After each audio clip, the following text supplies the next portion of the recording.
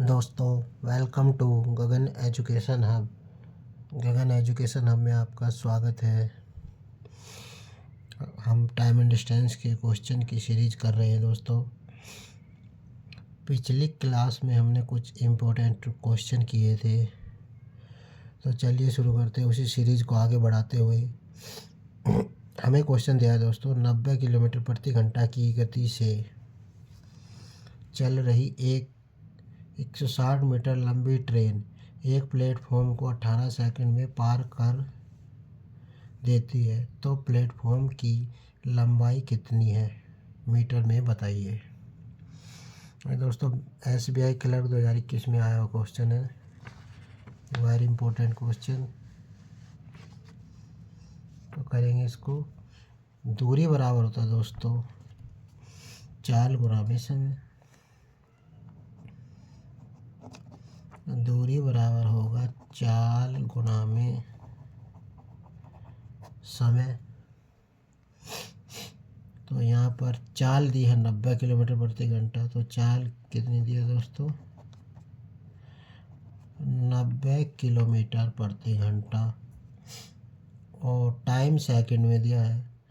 तो या तो दोस्तों मीटर पर सेकंड होता है या किलोमीटर प्रति घंटा होता है। तो हम इसको मीटर पर सेकंड में चेंज करेंगे।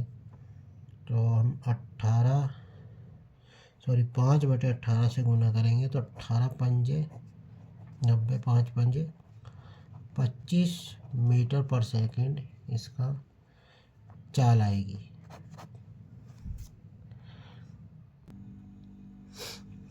समय हमें दिया है दोस्तों 18 सेकंड। तो प्लेटफॉर्म की लंबाई कितनी है, तो ट्रेन की लंबाई तो हमें दी है दोस्तों 160 मीटर, और प्लेटफॉर्म को पार करती है। कोई प्लेटफॉर्म है जिसकी लंबाई हमें नहीं पता है। तो ट्रेन जब प्लेटफॉर्म को पार कर लेगी दोस्तों, तो उसे खुद की लंबाई भी पूरी पार करनी होगी। यानी कि इसका जो ये एंड पॉइंट है, ये अगर यहाँ होगा और स्टार्टिंग पॉइंट यहाँ होगा, तो ट्रेन पूरी प्लेटफॉर्म को पार कर चुकी होगी। तो पूरी प्लेटफॉर्म को पार करने के लिए उसे खुद की दूरी तय करनी होगी और प्लस प्लेटफॉर्म की दूरी तय करनी होगी। तो टोटल डिस्टेंस जो आएगी, कुल दूरी टोटल डिस्टेंस होगी इसकी x + 160 मीटर।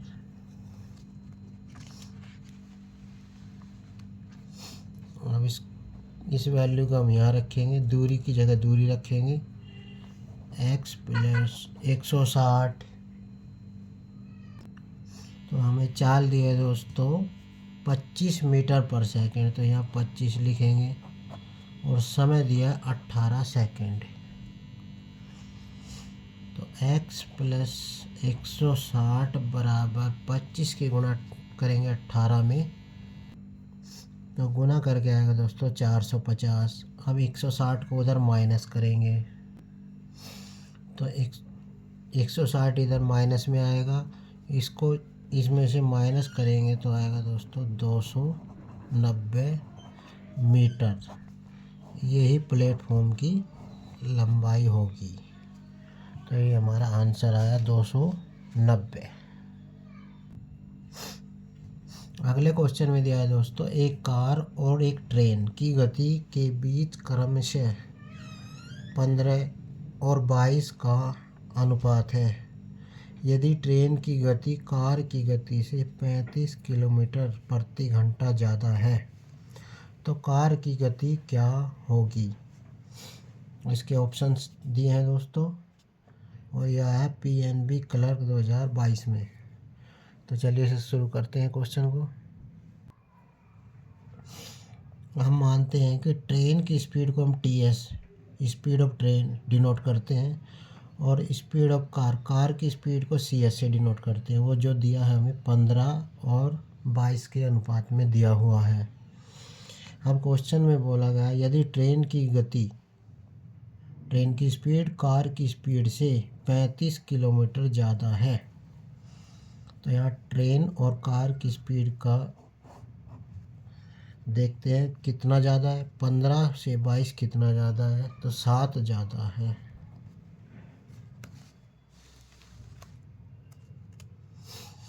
सात की वैल्यू उन्होंने 35 दी हुई है, तो 1 यूनिट की वैल्यू निकालेंगे। 7 एकम 7, 7 पंजे 35, 5 आ गई। तो कार की गति पूछी है, यानी कि CS पूछा है, तो 22 यूनिट की वैल्यू क्या होगी। 1 यूनिट की वैल्यू अगर 5 है तो 22 यूनिट की वैल्यू क्या होगी, तो 22 गुना 5 हो जाएगा दोस्तों। 22 पंजे 110 किलोमीटर प्रति घंटा।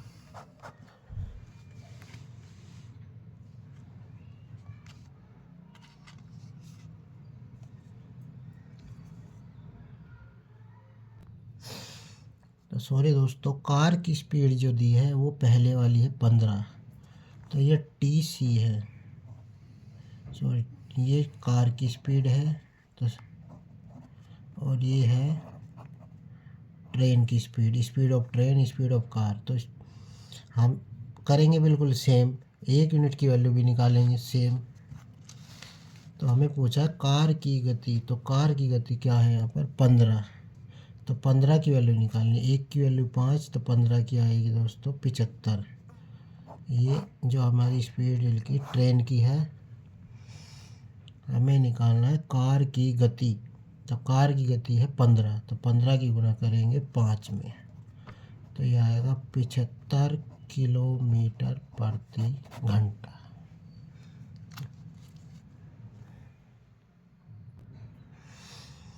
नेक्स्ट क्वेश्चन में दिया है दोस्तों, यदि एक रेलगाड़ी की गति 63 किलोमीटर प्रति घंटा हो और उसी दिशा में पैदल चलने वाले यात्री की गति 3 किलोमीटर प्रति घंटा हो, तो 500 मीटर लंबी रेलगाड़ी पैदल यात्री को पार करने में कितना समय लेगी।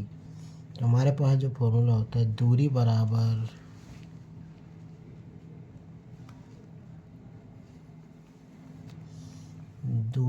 होता है दोस्तों चाल गुणा में समय। तो यहाँ पर क्वेश्चन लगेगा सापेक्ष चाल, रिलेटिव स्पीड। रेलगाड़ी जा रही है इस दिशा में और उसी दिशा में पैदल एक यात्री भी जा रहा है।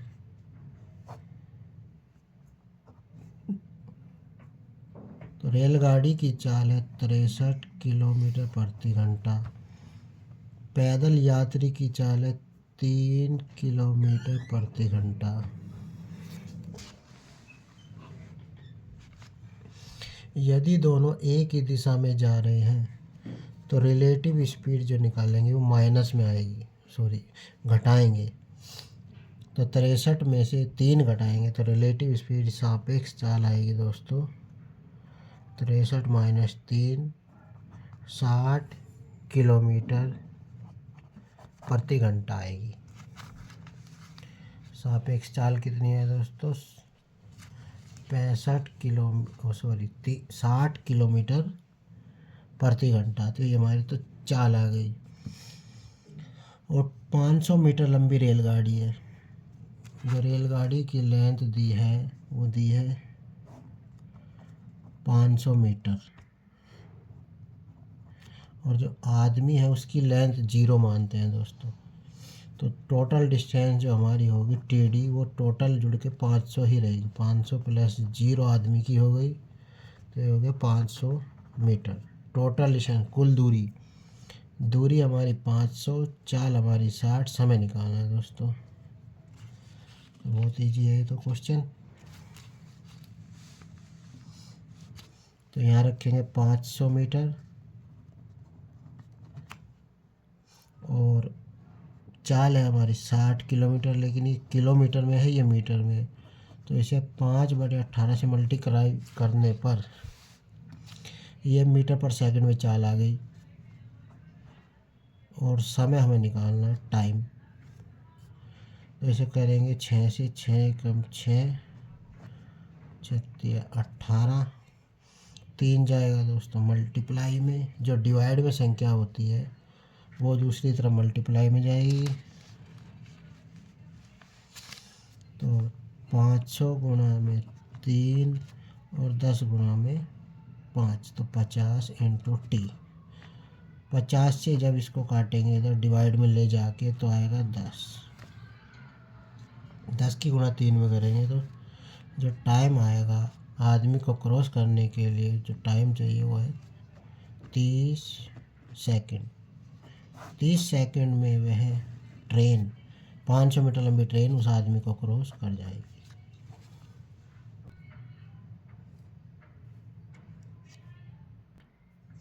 अगले क्वेश्चन में दिया दोस्तों 20 मीटर पर सेकंड की गति से चलती हुई एक ट्रेन को अपने से 3 गुनी लंबाई वाले प्लेटफॉर्म को पार करने में जितना समय लगता है उससे 24 सेकंड कम उसे उसी गति से चलते हुए एक खंभे को पार करने में लगता है, तो ट्रेन की लंबाई क्या है। तो करते हैं दोस्तों इसको क्वेश्चन को। तो यहाँ पर माना ट्रेन की लंबाई है x, तो प्लेटफॉर्म की लंबाई इसके 3 गुनी है तो 3x हो गई। तो टोटल डिस्टेंस जो ट्रैवल करनी होगी ट्रेन को खुद की लंबाई प्लस प्लेटफॉर्म की लंबाई, तो टोटल जो डिस्टेंस आई कुल दूरी हमारी आएगी दोस्तों 3x प्लस 1x, ये हो गई 4x।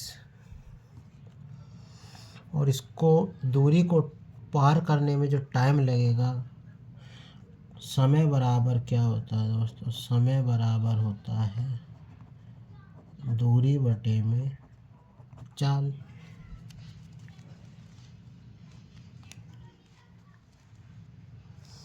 तो दूरी है 4x और चाल दिए हमें 20 मीटर पर सेकंड। चाल दिए दोस्तों 20 मीटर पर सेकंड। तो ये टाइम जो है t1, इसको t1 मान लेते हैं, टाइम इतना लगता है। अब सेकंड कंडीशन में जो बोला गया है इसी ट्रेन को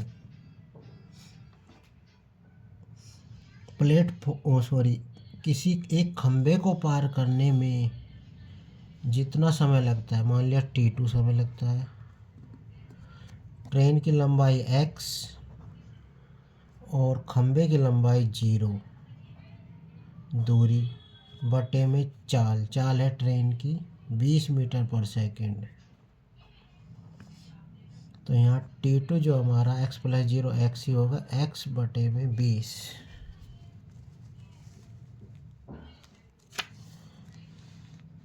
तो जो टाइम लगा इसको x बटे में।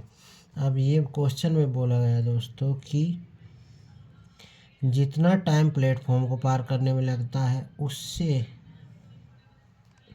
24 सेकंड कम उसे गति से चलते हुए खंभे को पार करने में लगता है। यानी कि प्लेटफॉर्म को पार करने में उसे ज़्यादा समय लगता है क्योंकि खुद की लंबाई भी पार करनी होगी प्लस प्लेटफॉर्म की। लेकिन खंभे की लंबाई 0 होती है, यहाँ पर सिर्फ उसे इतनी दूरी तय करनी और यहाँ पर 4x, यहाँ पर सिर्फ x। तो ये टाइम ज़्यादा है ये कम है। इन दोनों का डिफरेंस दिया हुआ है 24 सेकंड। क्वेश्चन में दिया है इन दोनों का डिफरेंस कि उसे जितना समय लगता है प्लेटफॉर्म पार करने में जितना समय लगता है उससे 24 सेकंड कम उसे एक खंभे को पार करने में लगता है। तो खंभे को पार करने में उसको लगता है इतना समय और प्लेटफॉर्म को पार करने में लगता है इतना। तो इन दोनों का डिफरेंस 24 दिया है तो 24 रखेंगे। 4x बटे में 20 x बटे में 20 बराबर में दिया है 24। एलसीएम सेम आएगा 20 है तो नीचे 20 लिखेंगे, ऊपर 4x माइनस x बराबर में 24। इसको सोल्व करेंगे दोस्तों। 4x माइनस एक्स 3x बटे में 20 बराबर में 24। 3 से इसको काटेंगे, 3 अट्ठे 24 और 20 की गुना इसमें करेंगे, 8 दूनी 16। तो 160 मीटर लंबी वो ट्रेन होगी। ट्रेन की जो लंबाई होगी दोस्तों होगी 160 मीटर। यदि प्लेटफॉर्म की लंबाई पूछी जाए तो प्लेटफॉर्म इससे 3 गुना ज़्यादा है। प्लेटफॉर्म की लंबाई कितनी है दोस्तों? 3x, 3 गुना ज़्यादा है। तो प्लेटफॉर्म की लंबाई निकालने के लिए इसमें 3 की मल्टीप्लाई करेंगे। लेकिन हमसे पूछा है दोस्तों ट्रेन की लंबाई, तो ट्रेन की लंबाई के लिए ये आंसर आएगा।